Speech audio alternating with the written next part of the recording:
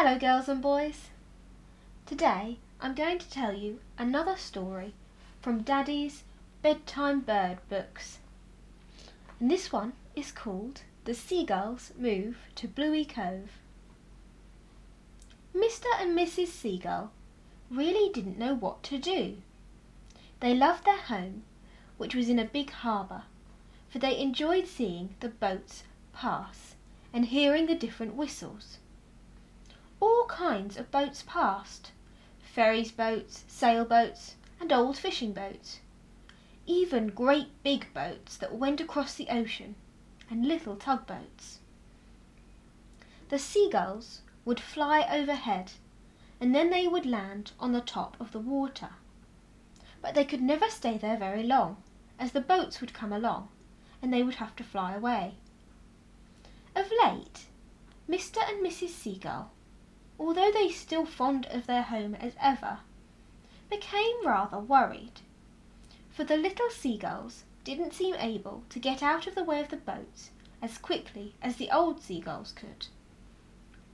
Mr. and Mrs. Seagull were afraid that one of them might get hurt by a boat.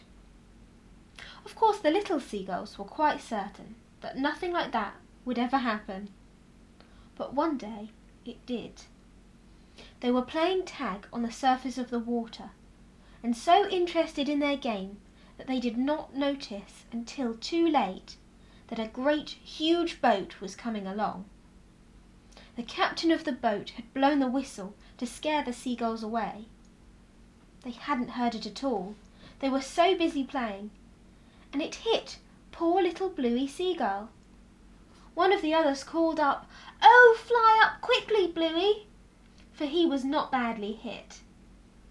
For the pilot of the boat had seen the seagull and made the boat slow down.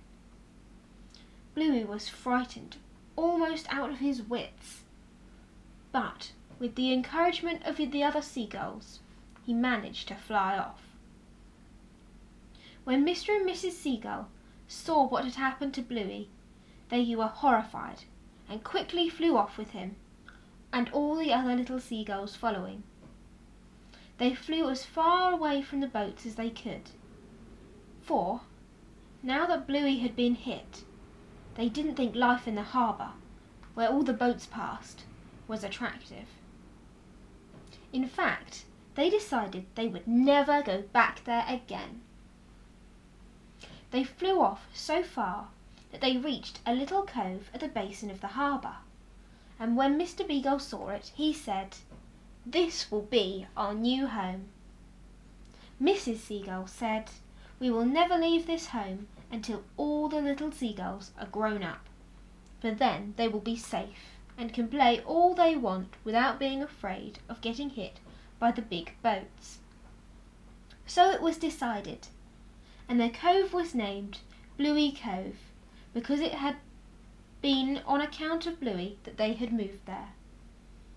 And of all the seagulls, he was the happiest and most relieved. I hope you enjoyed that story and will join me again soon. See you soon.